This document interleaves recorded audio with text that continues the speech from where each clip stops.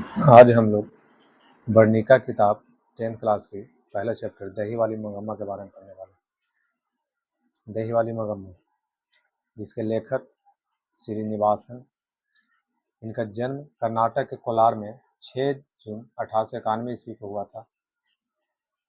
इनकी मृत्यु 6 जून 1986 ईस्वी को हो गया था। इनका पूरा नाम मास्ती वेंकटेश अयंगार था। यह कन्नड़ साहित्य के प्रतिष्ठित रचनाकारों में से एक थे। इस कहानी को हिंदी में अनुवाद B.R. नारायण ने किया था। देखेंगे एक बार फिर से। दही वाली मंगम्मा की जो लेखक हैं वो कौन है? श्रीनिवास है। इनका जन्म कहाँ हुआ? कर्नाटक के कोलार में। कब? 6 जून 1891 ईस्वी को। इनकी मृत्यु 6 जून 1986 ईस्वी को हो गया था। इनका पूरा नाम मास्ती वेंकटेश अयंगार है। यह कन्नड़ साहित्य के प्रतिष्ठित रचनाकारों में से एक थे। इस कहानी को हिंदी में अनुवाद B.R. नारायण ने किया था। पाठ परिचय देखेंगे इस पाठ के बारे में। तो प्रस्तुत कहानी दही वाली मंगम्मा भावना प्रधान कहानी है। ये किस तरह की कहानी है? तो भावना प्रधान कहानी है। याद रखेंगे, इनमें दो पीढ़ियों की भावनाओं को लेखक ने बड़े ही स्वाभाविक ढंग से प्रस्तुत किया है।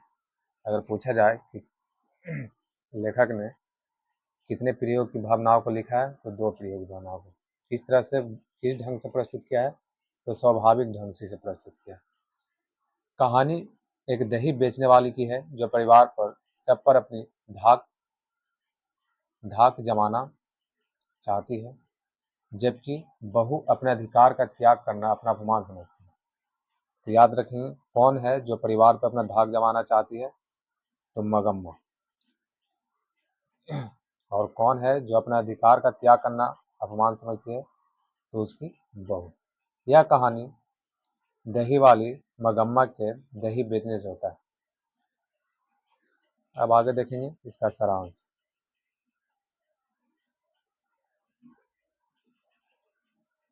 चलिए शुरू करते हैं।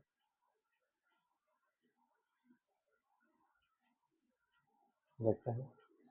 मंगम्मा अबलूर के समीप वेंकटपुर की रहने वाली थी और रोज दही बेचने मंगलूर आती थी। वह आते जाते मेरे पास बैठती और अपनी बातें करती थी। देखते हैं मंगम्मा कहाँ की रहने वाली थी? तो अबलूर के समीप वेंकटपुर की रहने वाली थी। यह रोज दही बेचने कहाँ जाया करती थी? तो यह बंगलूर दही बेचने जाया करती थी। ठीक है, अगला पैराग्राफ देखेंगे। एक दिन वह मेरे बच्चे को देखकर अपना पुत्र और पति की कहानी कहकर पति को अपनी ओर आकृष्ट करने की रहस्यमय बातें कहने लगी। आदमी को अपने बस में रखने का 3-4 अनुभवपूर्ण गुण भी बताया। यह जो लेखक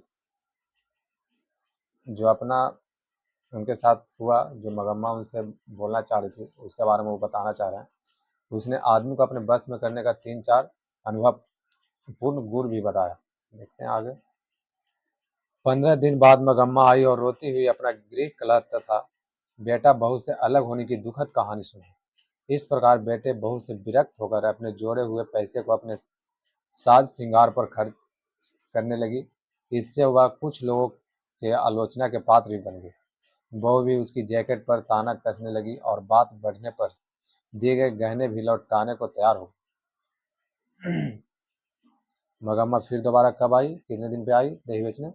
15 दिन पर। वो किस तरह से आई? तो रोते बिलखते हुए बेटा बहू से अलग होने की दुखद कहानी लेकर आई थी।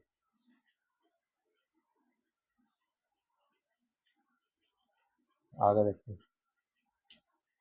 झगड़े का कारण तो पोते की पिटाई थी, लेकिन मूल रूप से सास बहू की अधिकार संबंधी ईर्ष्या थी।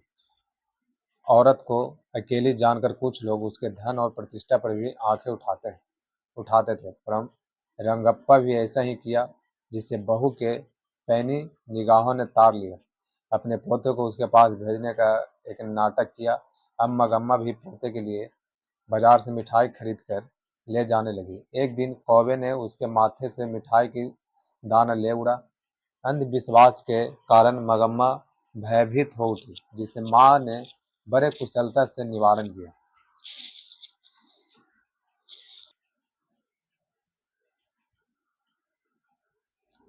आगे देखते हैं। बहू के द्वारा नाटकीय ढंग से पोते को दादी के पास भेजने का बहू का मंत्र बड़ा कारगर हुआ। दूरी बढ़ने से भी प्रेम बढ़ता है, मानसिक तनाव घटता है।